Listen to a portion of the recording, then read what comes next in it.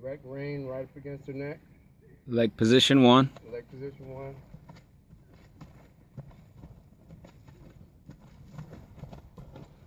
And ask her to move around. You want her to keep her forward motion. So you don't want to have a lot of pressure on the back, because if she stops crossing in the front and starts blocking herself back here because she's rocked back, then she's going to have to hop out of it. She's not going to be able to step and make a transition to the next step. So a good thing to do is to start her in a small circle like this.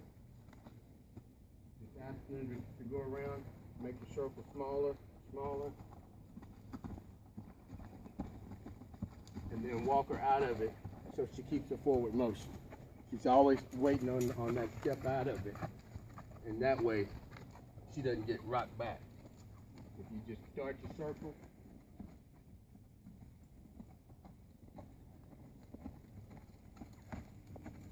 and then make it smaller.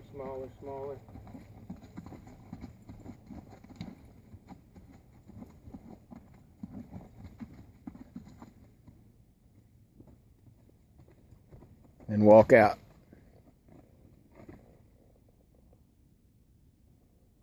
And then leg position 2 is what we use to make that little square. And that's a good drill to do.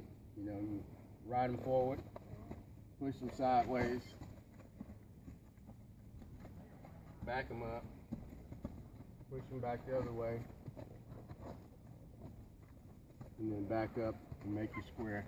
And that's just all leg position 2.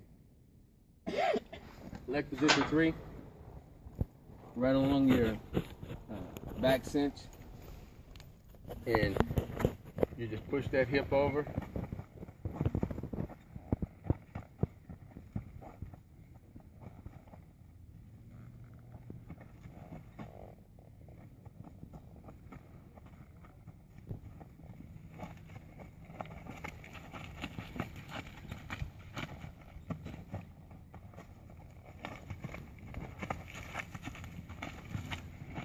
And when you look down, they drag that toe.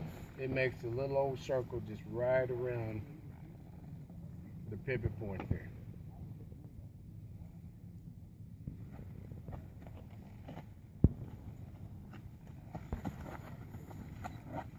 And until you guys get on the same page, you want to lay your direct rein up against her neck.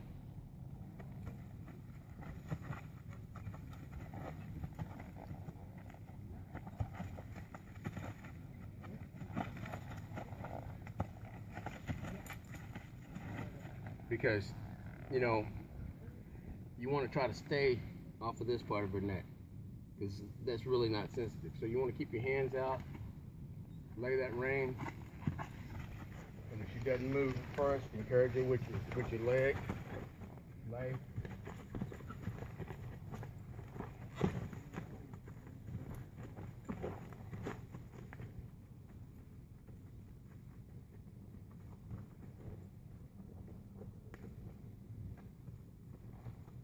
And always sit down on your pockets and push your feet forward before you say whoa or pick up on your rein.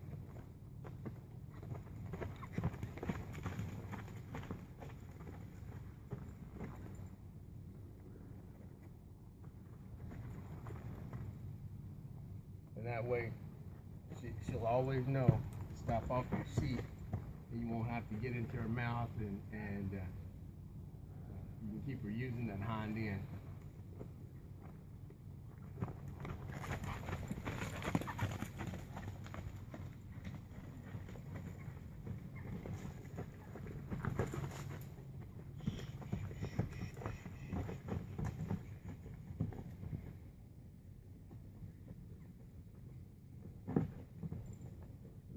I was telling you earlier to push her up into that bit, and this is what I'm talking about. You want to squeeze with your legs and ask her to soften. Squeeze with your legs, push up into that bit, let her go.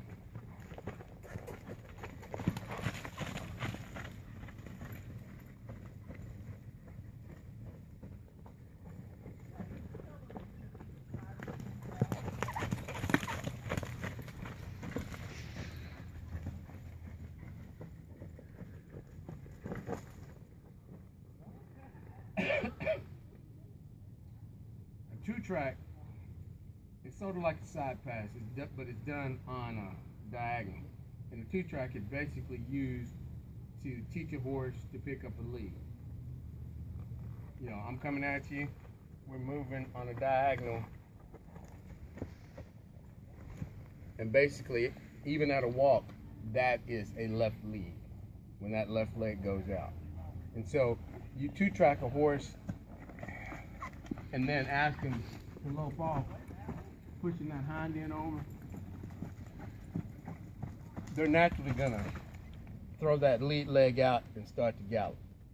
And so pretty soon, anytime you put that leg on them, even from a standstill, they go, he wants a left lead, you know, and they'll take off, throw that left leg out there. You push that hip over and get them to move out into a left lead. And when you start thinking about doing lead changes, you want to start out thinking about doing simple lead changes. And a simple lead change just means that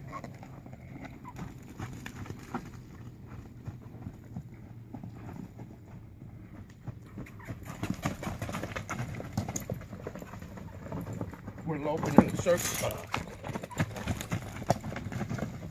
We're loping in a circle, and we slow down into a trot. We reverse directions, and then Aster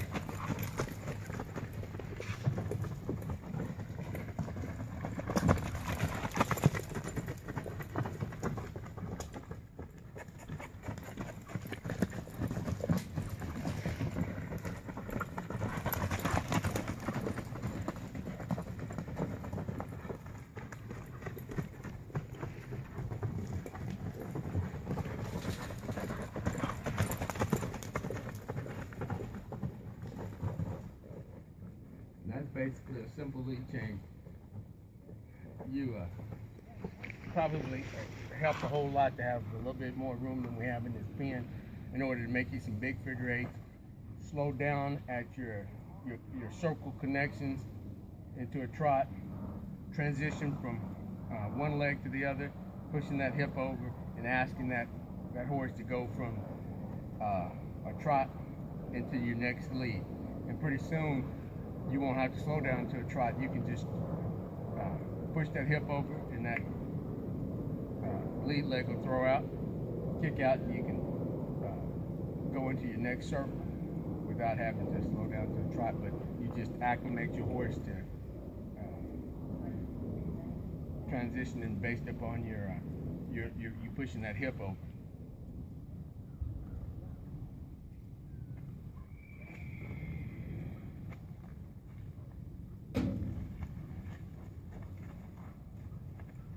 You know, when it comes to starting these goats, you know, if you haven't worked with them and you're not on the same page with them, the best thing to do is just to ask them for just a little bit.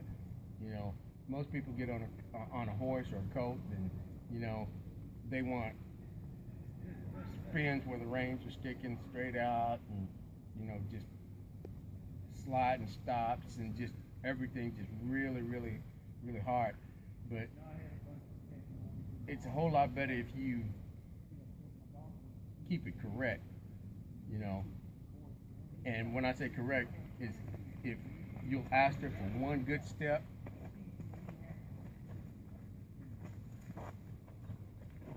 and then take the pressure off of her. Ask her for a step, take the pressure off.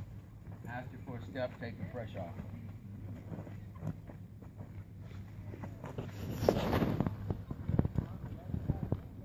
Until you guys get on the same page and you're working together.